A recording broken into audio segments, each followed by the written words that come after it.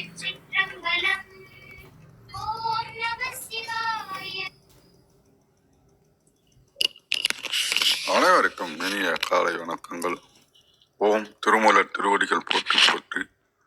திருமந்திரம் நான்காம் தந்திரம் 6வது அத்தியாயமாக பைரவ மந்திரத்தில் 1114வது மந்திரம் என்று நாம் சிந்திக்க இருக்கின்றோம். பாடல் ஒலிக்கப்படுகின்றது. ஆதியநாதி யகாரணி காரணி சோதிய சோதி சுகபர சுந்தரி மாது சமாரி மனோன்மணி மங்களி போதி என் உள்ளத்து உடன் இயைந்தாளே. ஆதியநாதி யகாரணி காரணி சோதிய சோதி சுகபர சுந்தரி மாது சமாரி மனோன்மணி மங்களி போதி என் உள்ளத்து உடன் இயைந்தாளே. இதன் விளக்கமாக, தனக்கு முற்பட்டதொன்றும் இல்லாமையால் அவள் தொன்மையானவள், தனக்கொரு காரணம் இல்லாதவள், தானே அனைத்துக்கும் காரணமானவள், ஒளிக்குள் ஒளியாய் திகைப்பவள், பேரின்பம் தரும் மேலான அழகு அவளுடையது, அவள் அமைதியையும் சிவ சிந்தையையும் அருளுகின்ற மனோன்மணி, அந்த மங்கள குணமுடைய இறைவி என்னுள் பிரிப்பின்றி விளங்குகின்றாள் அப்படின்னு ஒரு புத்தகத்தில் குறிப்பிடப்பட்டுள்ளாங்க. இன்னொரு சரவணையா தலத்தில் பார்த்தீங்கன்னா 113 உள்ளபடி, ஆதி பரம்பொருளாகிய இறைவி அனைத்துக்கும் ஆரம்பமாகவும், தனக்கு என்று ஒரு ஆரம்பம் இல்லாமலும், அனைத்துக்கும் காரணமாகவும், தனக்கென்று ஒரு காரணம் இல்லாமலும், ஒளியாகவும் இருளாகவும், பேரின்பத்தை வழங்கும் அழகான இரவியாகவும், துவாத சார்ந்த வெளியிலே சமாதி நிலையில் இறைவனுடன் சேர்ந்து மங்கையாக வீட்டிருந்து என்றும் நன்மையையே உடையவளாகவும் இருக்கின்றாள் என்பதை யாம் எப்போதும் போற்றி புகழ்ந்து கொண்டே இருக்கின்றோம். அவளும் எமது உள்ளத்துக்குள் எம்மோடு சேர்ந்து இருந்து அனைத்தையும் எம்மையும் செய்வித்தாள் அப்படின்னு இந்த பாடல்ல இன்னைக்கு முடிவடைகின்றது.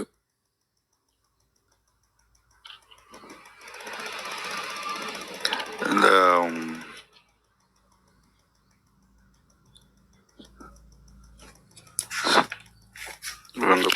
பிரகாரம்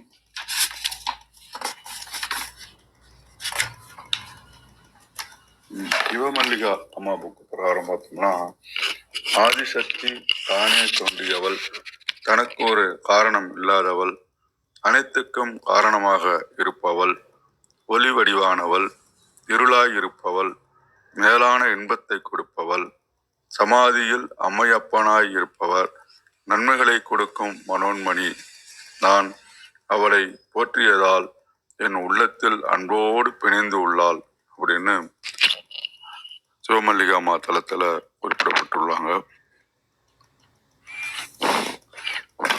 இன்னைக்கு மக்கள் எல்லாம் அங்க வேற தளத்துல இருக்காங்க போல இருக்கு. இப்ப மொத்தத்துல நமக்கு ரொம்ப எளிமையா புரிஞ்சு கொள்ளக்கூடிய விஷயம் என்ன அப்படின்னு சொல்லி பார்த்தோம்னா, தனக்கு முற்பட்டதொன்று இல்லாமையால், ஏன்னா அவதான் ஆதியானவள், அதோட இல்ல ரொம்ப நாளா இருக்கின்றதால தொன்மையானவள், தனக்கு இருக்கணும்னு காரணம் எதுவும் கிடையாது, அதனால தனக்கு ஒரு காரணம் இல்லாதவள், ஆனா எல்லாவற்றுக்கும் காரணமாக அமைகின்றாள். தனக்கான காரணம் எதுவும் இல்லை, ஆனால் எல்லாவற்றுக்குமான காரணமாக அமைகின்றாள், ஒளிக்குள் ஒளியாக திகைகின்றாள்.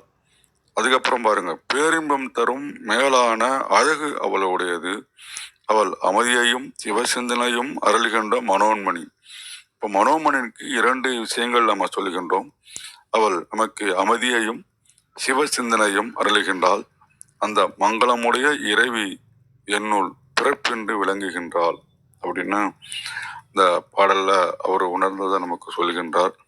மொத்தத்துல சிவனை பத்தியே நம்ம பேசிக்கிட்டு இருந்த இடத்துல சிவன் சக்தி இரண்டும் பிரிக்க முடியவில்லை என்றாலும், அதிலே சக்தியானவள் எப்படியாக அதனுடைய பாகமாக இருந்து கொண்டு இவ்வளவுக்கும் காரணமாக இருக்கின்றாள், ஆனால் தனக்கான காரணம் இல்லாமல் இருக்கின்றாள் அப்படின்னு இந்த பாடலில் அவர் சொல்வதை உணர்கின்றேன். மிக்க நன்றி. பாருங்கம்மா கிருத்திகா அம்மா, வணக்கம். வணக்கம். இன்னைக்கு அறைக்குள்ள வர்றதுக்கு ஏதோ வித்துக்ஷம் தான் உள்ள வரவே இல்லை. என்னுடைய இணையத்துல பிரச்சனையா இல்ல என்னன்னு தெரியல. அதான் நீ ரொம்ப நாள் யாரையும் காணோம், நானும் அதான் யோசிச்சேன், என்னன்னு தெரியலைங்கம்மா. உள்ள இப்போ வரைக்கும் சுத்திக்கிட்டே தான் இருக்கு எனக்கு. என்ன நிறைய பேரை காட்டவே இல்ல, என்னன்னு தெரியல. ஒரு சரிங்கம்மா, ஏதோ பிரச்சனை இருக்கு போல.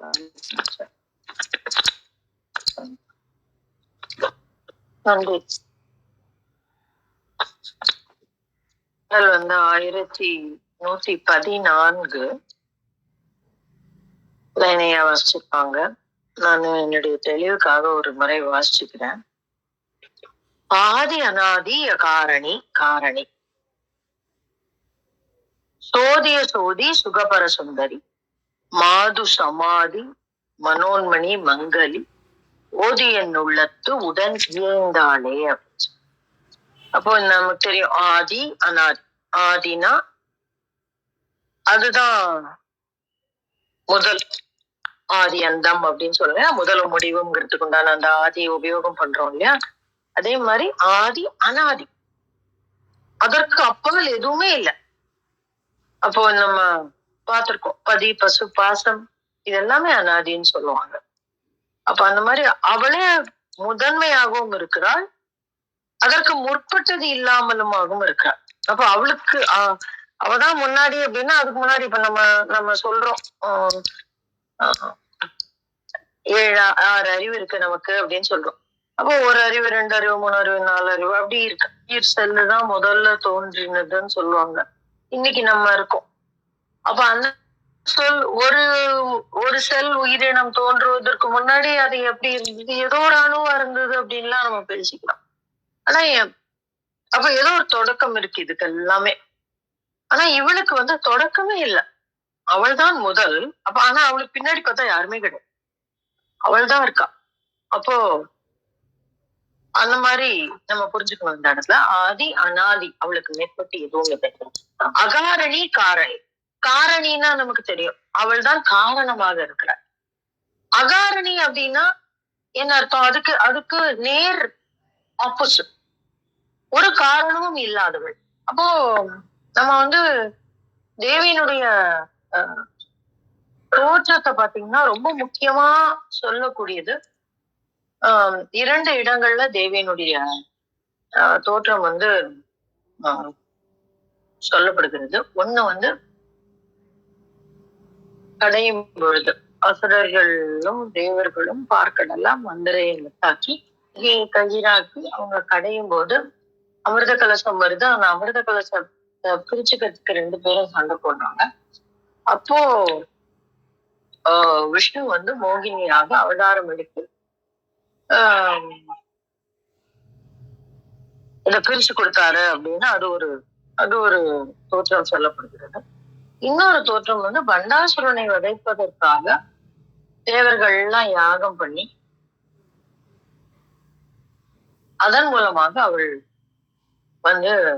தோன்றினாள் அப்ப அந்த இடத்துல கூட பிறந்தாள்லாம் இல்லை, தோன்றினாள் அப்படின்னு தேவியினுடைய அந்த வரவு இந்த 2 இடத்துல ரொம்ப முக்கியமா சொல்லப்படுகிறது. அப்ப இந்த இடத்துல காரணம் இருக்கு, அவ காரணியாக இருக்கிறாள். அவள் தான் அவ வந்ததுக்கு ஒரு காரணம் இருக்கு. எங்க அமிர்தம் குடிக்கிறதுக்காக வந்தா காரணி, பண்டாசுரனை வதைப்பதற்காக வந்தாள், அதனால அவள் காரணி. ஆனா அவ எங்கிருந்து வந்தா? இருக்கிறதுனாலதானே எங்கிருந்தோ வந்தா. அப்போ அப்படி தோன்றுவதற்கு என்ன காரணம் அப்படின்னா ஒரு காரணம் இல்லை. ஏன்னா சிவகாமேஸ்வரன் அப்படின்னா காமேஸ்வரன் அந்த இருப்பு, இந்த உலகை படைக்க வேண்டும் என்பதுதான் ஒரு காரணம். அந்த உலகை படைப்பதற்கு அவனுக்கு இச்சையாக தோன்றுவதற்கு ஏதாவது காரணம் இருக்கா அப்படின்னு கேட்டா இல்ல. அதனாலதான் அவள் அகாரணி. அப்ப அங்கேயும் அவள் இருந்தா, அந்த இச்சையும் உள்ளே இருந்தது, இல்லாத போதும் அவள் இருந்தாள். ஏன்னா இல்லாத போது இருந்தால் மட்டுமே நம்மால் உண்டான போது தோன்ற முடியும். அதனால விசு படம் மாதிரி இருக்குன்னு யோசிக்காதீங்க. கரண்ட்டுக்கு எல்லா இணைப்பும் கொடுத்து வைத்திருந்தால்தான் நம்ம சுவிட்ச போட்டா கரண்ட் வரும் இல்லைங்களா? அந்த கரண்ட்ல இணைப்பு ஒண்ணும் கொடுக்கலன்னா சுவிட்ச போட்டா கரண்ட் வராது. அதேதான் இந்த இடத்துலயும் விஷயம். அவள் ஏற்கனவே இருக்கா. அவள் அப்படி இருப்பதற்கான காரணம் எதுவும் இல்லை. அதனால்தான் காரணம் தோன்றிய போது அவளால் வெளிப்பட முடியும். இதான் அந்த இடத்துல விஷயம். இப்ப காரணி அகாரணி ஜோதிய ஜோதி சுகபர சுந்தரி. ஜோதிய ஜோதி அப்படின்னா என்ன அர்த்தம்னா, அதுக்குதானே இந்த பண்டாசுரனை பண்டாசுர வதத்திற்காக தேவி தோன்றிய ஒரு விதத்தை ஜோதியாக தோன்றினாள். அப்போ இந்த இத பார்த்துட்டு எல்லாரும் பயந்தாங்களாம். எனக்கு புரியலையே, யட்சியோ யாச்சனோ யாருன்னு எல்லாரும் அதற்கு முன்னாடி தேவி தோன்றுவதற்கு அந்த பண்டாசுர வதத்திற்கு முன்னால் தோன்றும் பொழுது அவள் பெரும் ஜோதியாக தோன்றினாள் அப்படின்னு சொல்லுவாங்க. இது எங்க தோன்றினாள் அப்படின்னா நம்ம எல்லாம் ரொம்ப கொடுத்து வச்சிருக்கோம். சங்கராச்சாரியார் நம்ம மகாபிரிவா இதுக்குண்டான ஒரு இடம நமக்கு சொல்லி காட்டுறாங்க. எங்க அப்படின்னா இங்க இருக்கக்கூடிய காளஹஸ்தி. இந்த காளஹஸ்தியில தான் அவள் அவ்வாறு ஜோதியாக தோன்றினாள் அப்படின்னு சொல்லுவாங்க. நம்ம காளஹஸ்தியில நிறைய இந்த ஐம்பூத தத்துவங்கள்ல காளஹஸ்தியும் ஒண்ணு. ஆனா அந்த கோவிலுக்கு அந்த இடத்திற்கு இப்படியும் ஒரு மகோன்னதம் இருக்கிறது. தேவி ஒளியாக தோன்றிய இடம் அங்கதான். அப்போ அவள் அப்படி தோன்றும் போது அந்த ஜோதி எப்படி இருந்ததான், மலையளவு உயரமா இருந்ததான். யாராலையும் அதை கண் கொண்டு பார்க்க முடியலையா. ஏற்பட்ட ஜோதியாக அவள் ஜோதி. அப்படி அவள் தோன்றும் போது பார்க்க முடியல அப்படின்னு எல்லாரும் தவிச்ச, உன்னுடைய அழகை நாங்க பார்க்க முடியலையே அப்படின்போது அவள் சுகபர சுந்தரியாக தோன்றினாள் அப்படின்னு அடுத்த வார்த்தையில சொல்றாரு. மாது சமாதி மனோன்மணி அப்படின்றார். அப்படி அவள் சுந்தரியாக தோன்றணும்னா மனசுக்குள்ள இருக்கக்கூடியது என்ன ஆகுது அப்படின்னா, எல்லோரும் அவளை அடி பண்ணிக்கிறார்கள். அவள் எல்லாருக்கும் சரணாகதியை அளிக்கிறாள். அவள் எல்லாரும் சரணாகதி அடைகிறாங்க. எல்லாருக்கும் அடைக்கலம் அடைக்கிறாள். அதனாலதான் மாது சமாதி மனோன்மணி மங்களி அப்படின்னா அந்த இடத்துல மனோன்மணி ஞானம். அப்ப அவளை நம்ம சரண் அடைஞ்சிட்டோம் அப்படின்னா அங்க என்ன கிடைக்குது அப்படின்னாக்க நமக்கு ஞானம் கிடைக்கிறது. அதான் அந்த இடத்துல முக்கியமா நம்ம பார்க்க வேண்டிய ஒரு விஷயம். மங்களி அப்படின்னா அனைத்து மங்களங்களையும் தரக்கூடியவளாக இருக்கிறாள். இப்படிப்பட்டவள் எங்கே இருக்கிறாள் அப்படின்னா ஓதி என் உள்ளத்து உடன் இயைந்தாளே அப்படின்னு பெரிய விஷயம் நமக்குள்ள நடக்குது அப்படின்னு நம்ம இந்த இடத்துல உறுதிக்கலாம். புறமாக அனைத்துமே இப்ப இத்தனையுமே நம்ம ஏன்னா நம்முடைய உள்ளிருந்து கூட நம்மால் புரிந்து கொள்ள முடியும். 6 ஆதாரங்களையும் கூட நம்மால் இதனோடு ஒப்புமைப்படுத்தி புரிந்து கொள்ள முடியும். மூலாதாரத்தில் இருந்து நம்மை இயக்கக்கூடியவள். அதனாலதான் அவள் ஆதி. அனாதி. அவள் இதுக்கு முன்னாடி எங்க இருந்தா? மூலாதாரத்துக்குள்ள இத்தனை உயிராற்றலாக குண்டலினியாக வந்தாள். அதெல்லாம் நமக்கு தெரியாது. அவ அப்படிதான் வந்திருக்கா. இந்த உயிர் எப்பொழுது இந்த பூமியில் பிறக்க வேண்டும் அப்படின்னு ஒரு உயிரும் முடிவு செய்யப்படுகிறதோ அப்பொழுதே அவள் வந்து விடுகிறாள். அப்ப அதுக்கு முன்னாடி அவள் எங்க இருந்தா நமக்கு தெரியாது. அதுக்கு முன்னாடி அவ இருந்தா, எப்படி இருந்தா, எங்க இருந்தா, அதுக்கெல்லாம் காரணமே இல்லை இல்லையா? அதனாலதான் ஆதி அனாதி. அகாரணி காரணி அப்படின்னா காரணமற்றவளாகவும் இருக்கிறாள், காரணியாகவும் இருக்கிறாள். அப்ப நம்ம பார்த்தோம் இந்த மூலாதாரத்துல இருந்து அடுத்த இடத்துல போகும்பொழுது நம்ம சுவாதிஷ்டானத்தை குறிப்பதாக எடுத்துக்கொள்ளலாம். அது காரணியாக இருக்கிறது. ஏன்னா இந்த உலகியல் வாழ்வு இந்த உலகம் நடக்கணும் அப்படின்னாக்க எதுவா இருக்கணும் அப்படின்னா அந்த அந்த இச்சை இருந்தாதான் முடியும். அதுதான் காரணம். இந்த இந்த இந்த உலகத்துல எதுக்கு பூமி பறக்கணும்? நம்ம கூட ஒரு கேள்வி கேட்போம். எதுக்காக உயிர்களை படைக்க வேண்டும், அவர்களை ஆட்கொள்ள வேண்டும் இருக்கலாம்ல அப்படின்னா அப்புறம் உலகம் எங்க நம்ம இயங்கும்? அப்புறம் ஊழி காலத்துல எந்த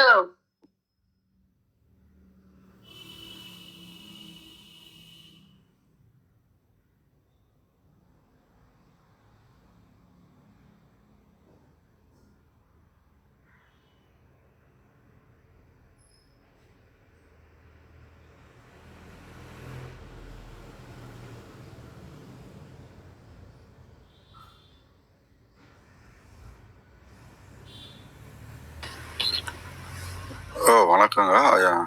அம்மாவோட இது திடீர்னு நெட்டு ப்ராப்ளம்ல இருக்கு. வாருங்க அம்மா. வெளில போயிட்டேனுங்களா? நான் பேசினது கேட்கலையா? இல்லம்மா, இப்பதான் நீங்க திடீர்னு காணாம போயிட்டீங்க. இப்பதான் திருப்பி வந்திருக்கிறீங்க. எது வரைக்கும் போய் கேட்டீங்க? ஜஸ்ட் ஒரு நிமிஷத்துக்கு முன்னாடி கரெக்டா எனக்கு. சரி, எப்படி வெளியில போனீங்க நீங்க? தெரியல, எப்படியோ வெளில போயிட்டேன். திடீர்னு வெளில போயிட்டேன். நான் தான் சொன்னேன்ல, என்னுடைய இணையம்லதான் பிரச்சனைன்னு நினைக்கிறேன். சரி, நான் புறமாக சொல்லி முடித்து விட்டேன். ஜோதியாக எங்கனம் தோன்றாள். இந்த ஆறையும் அகமாகவும் நம்மால் புரிந்து கொள்ள முடியும் அப்படிங்கறத சொல்ல வந்தது. இது எவ்வளவு தூரம் புரிஞ்சுதுன்னு தெரியல. அதுவும் தேவியனுடைய கடாட்சம் தான். அத்தகையவள் ஜோதியாக சுகபர சுந்தரியாக அப்படின்னா அடுத்தடுத்த விஷயங்கள் அநாகதத்தில் வைத்து பேசக்கூடியவளாக இருக்கிறாள். சுகபர சுந்தரியாக இருக்கிறாள் அப்படின்னா அந்த ஆகியில் இருக்கக்கூடியவளாக இருக்கிறாள். மாது சமாதி மனோன்மணி அப்படின்னா அந்த மேலே வந்து நம்முடைய ஞானத்தை தருபவளாக அவள் இருக்கிறாள். இவன் ஓதி என் உள்ளத்து உடன் இயந்தாளே அப்படின்னா இதெல்லாமே நமக்கு எப்பதான் நடக்கும், இல்ல எப்பதான் நம்மளால அவளுடைய அடிபட்டு நடக்க முடியும்னா இது நம்முள் அவள் இருக்கிறாள் என்ற உண்மையை நாம் உணர்ந்து கொண்டால் மட்டுமே. அதனாலதான் ஓதி என் உள்ளத்து அப்படின்றார். அப்ப வெளியில எல்லாருக்கும் தெரியும், இதெல்லாம் புத்திக்கு தெரியும். மனம் சித்தம் புத்தி அகங்காரம்ல எல்லாத்துக்கும் இருக்கா, அவதான் இதெல்லாம் இயக்குறா அப்படின்னு. ஆனால் அந்த உள்ளத்தில் உணர்தல் வேண்டும். உணர்ச்சி வந்தா மாத்திரம்தான் நம்மளால் அவளை புரிந்து கொள்ள முடியும். நாம் அவளை புரிந்து கொண்டால் மட்டுமே நம்மால் சரணாகதி அடைய முடியும் அப்படிங்கிறதுதான் இந்த இடத்துல முக்கியம். அந்த ஒரு விஷயத்த நமக்கு கற்றுக் கொடுக்கக்கூடிய ஒரு மந்திரமாக இந்த மந்திரம் அமைகிறது. அத்தகைய ஒரு மந்திரத்தை உங்களோடு பகிர்ந்தெடுத்த இந்த காலை வேளைக்கு நன்றி சொல்லி என்னுடைய பகிர்தலை முடித்துக் கொள்கிறேன். நன்றி. நன்றிங்கம்மா. பாருங்கம்மா, வித்யாம்மா வணக்கம்.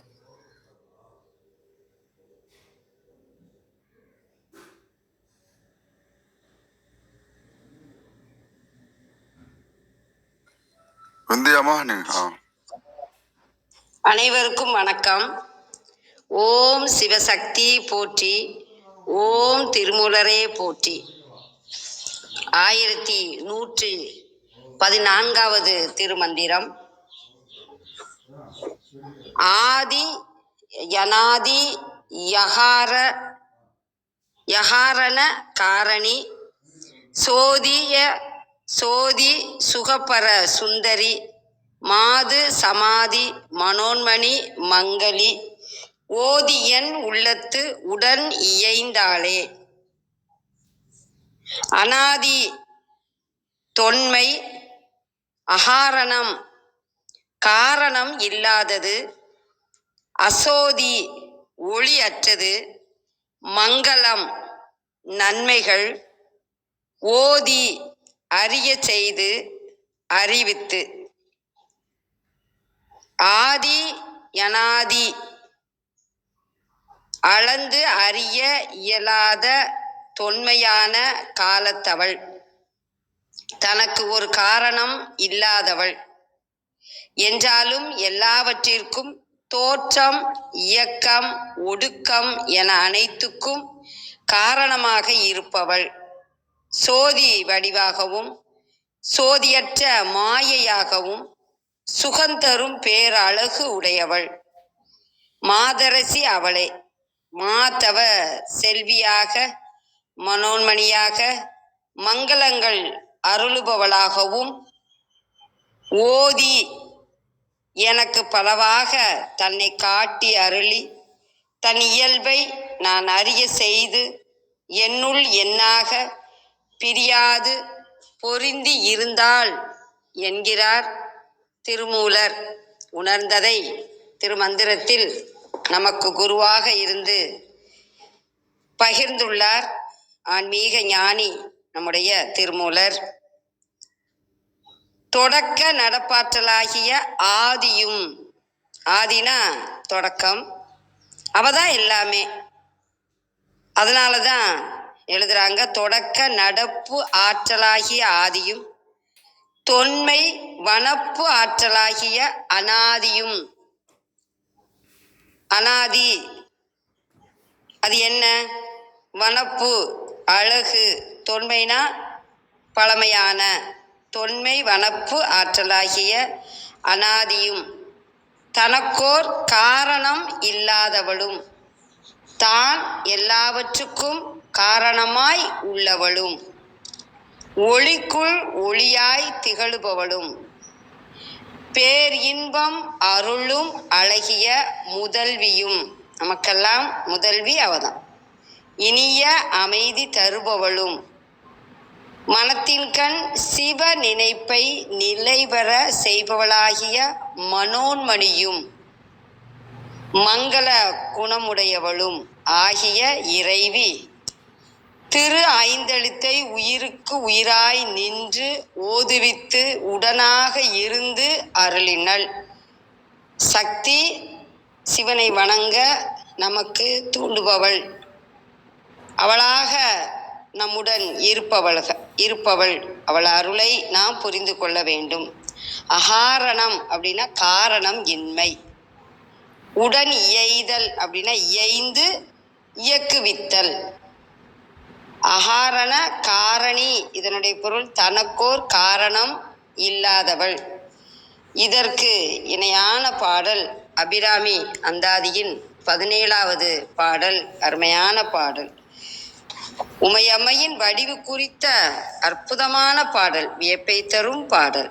அதிசயமே உமையம்மையின் வடிவம்.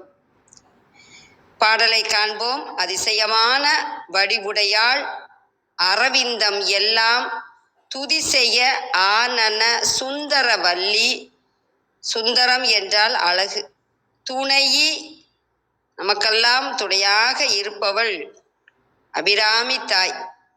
ரதிபதி சயமானது அபசயமாக முன் பார்த்தவர்த்தம் மதிசயமாக வன்றோ வாம பாகத்தை வவ்வியதே. அதிசயமான வடிவுடையாள். இவ்வடியினுடைய விளக்கத்தை காண்போம். வியப்பினை ஏற்படுத்தும் அழகிய திருமேனி உடையவள். தொங்கும் தோட்டம், தாஜ்மஹால் போன்றவற்றை உலக அதிசயங்கள் என்று போற்றுகிறோம். அவற்றுக்கு இணையானதும் ஏற்றமிக்கனவும் எங்கும் இன்மையாலும் வேறு எங்கும் காணத்தக்கனவல்ல என்பதாலும் காண்பாரின் கண்ணுக்கு விருந்தாகி காணாதாரையும் காண வேண்டும் என்ற வேட்கைக்கு உட்படுத்துவதாலும் அவற்றை அதிசயங்கள் என்று குறிப்பிடுகிறோம். மனிதனின் படைப்புக்கே அத்தனை மகத்துவம் உண்டெனில் எம்பெருமாட்டியின் வடிவு அளிக்கும் வியப்பு அதிசயத்துக்கு அளவேது. வடிவு என்பதற்கே அழகு என்ற பொருளும் உண்டு. இலங்கை தமிழர் பெண் நல்ல வடிவாய் இருக்கிறாள் என்று கூறுவர். வடிவாய் நின் வலத்துறையும் என்ற திருப்பல்லாண்டு பாடலிலும் வடிவு என்ற சொல் அழகு என்ற பொருளில் ஆளப்படுவதை காண்கிறோம். ஆகவே எங்கும் காணற்கரிய இணையில்லா பேரழகுடைய தேவியை அதிசயமான வடிவுடையாள் என்றார் அபிராமி பட்டர். அவளுடைய அதிசயமான விஸ்வரூப தரிசனத்தை மும்மூர்த்திகளும் கண்ட செய்தி தேவி பாகவதத்தில் கூறப்பட்டுள்ளது. பண்டன் மகிடன் போன்ற அசுரர்களுடன் அம்பிகை போரிட்ட நேரத்தில் பல அதிசயமான வடிவங்களை காட்டிய வரலாறுகள் பலவும் உள்ளன. அதிசயமான ஒளி வடிவாகவும் யோகிகளுக்கு தரிசனம் அளிப்பவள். இயற்கையில் நிகழும் அதிசயங்கள் யாவும் அவளது வடிவங்களை, பல கோடி அண்டங்கள் அவற்றின் சுழற்சி யாவும் அவள் வடிவே. மனிதன் இயற்றும் சில செயல்களை நாம் அதிசயம் என்றும் அற்புதம் என்றும் வியக்கிறோம். அன்னையின் படைப்பில் அனைத்தும் அதிசயம்தான். அப்போலோ 11 என்ற விண்கலத்தில் அமெரிக்க விண்வெளி வீரர்கள் பயணித்து சந்திரன் மீது காலடி வைத்தனர். அதனை உலகம் முழுவதும் அதிசயமாக நோக்கியது. அவ்வதிசயத்தை நிகழ்த்திய அறிவியல் அறிஞர்கள் இறைவனை லட்சோப லட்சம் அதிசயங்களுக்கு காரணமானவன் என்ற பொருளில் lord of million wonders help us to lay our footprints on the moon என்று பிரார்த்தனை செய்தனர். இப்பிரார்த்தனை வாசகங்களும் இறைவனை அதிசயங்களுக்கு காரணமானவன் என்கிறது. அதிசயங்களுக்கு இன்னும் பல விளக்கங்கள் உண்டு. கணந்தோறும் தோன்றும் வியப்புக்கள் அத்தனையும் காளி பராசக்தியின் வடிவமே என பாரதியாரும் தமது பாஞ்சாலி சபதத்தில் பாட காண்கிறோம். கணந்தோறும் வியப்புக்கள் புதிய தோன்றும், கணந்தோறும் வெவ்வேறு கனவு தோன்றும், கணந்தோறும் நவநவமாய் களிப்பு தோன்றும், கருதிடவும் சொல்லிடவும் அரிதோ ஆங்கே, கணந்தோறும் ஒரு புதிய வண்ணங் காட்டி காளி பராசக்தி அவள் கழிக்கும் கோலம், கணந்தோறும் அவள் பிறப்பாள் என்று மேலோர் கருதுவதன் விளக்கத்தை இங்கு காண்பாய். தேவியின் திருவிளையாடல்கள் அனைத்துமே அதிசயந்தான். தேவியின் வடிவமே அதிசயந்தான். அரவிந்தம் எல்லாம் துதி செய்ய ஆனன சுந்தரவல்லி, தாமரை மலர்கள் எல்லாம் போற்றி துதிக்கும் திருமுகம் கொண்ட அழகிய கொடி போன்றவள். அரவிந்தம் என்ற சொல்லின் பொருள் தாமரை, ஆனனம் இதன் பொருள் முகம், சுந்தரம் அழகு, வள்ளி கொடி. துணையி ரதி பதி சயமானது அபசயமாக முன் பார்த்தவர்த்தம் மதிசயமாக வன்றோ வாம பாகத்தை வவ்வியதே. இவ்வடிகளின் பொருள் ரதியின் துணையும் கணவனுமான மன்மதனின் வெற்றி தோல்வியாகும்படி முற்காலத்தில் நோக்கிய ஈசனின் மதியையும் சயங்கொள்ளும்படியல்லவா அவருடைய இடப்பாகத்தை ஆக்கிரமித்தாய். சயம்னா வெற்றி, அபசயம் தோல்வி, வாமபாகம் இடப்பாகம், வவ்வுதல் ஆக்கிரமித்தல். ரதியின் பதியான மன்மதன் ஒருபோதும் தோல்வி கண்டதில்லை. ஈசன் அவனை நெற்றிக்கண்ணால் எரித்தான். அம்பிகையினுடைய வடிவையும் அவளுடைய அனைத்து செயல்களையும் அவளுடைய அனைத்து படைப்புகளின் அற்புதத்தையும் நாம் திருமந்திரத்தில் கண்டோம். அபிராமி பட்டர் விளக்கிய சிறப்பான அந்த பாடலிலும் கண்டோம். அனைவருக்கும் நன்றி, வணக்கம். சிவசிவ. திருச்சிற்றம்பலம். நன்றி நன்றிங்க அம்மா. அம்மையினுடைய பல்வேறு அம்சங்களை அழகாக விளக்கினீர்கள். மிக்க நன்றி. வேறு முக்கிய இருக்கிறவர்கள் கருத்து பரிமாறினால் வரலாம் மேலே, இல்லைன்னா ஐயங்கள்.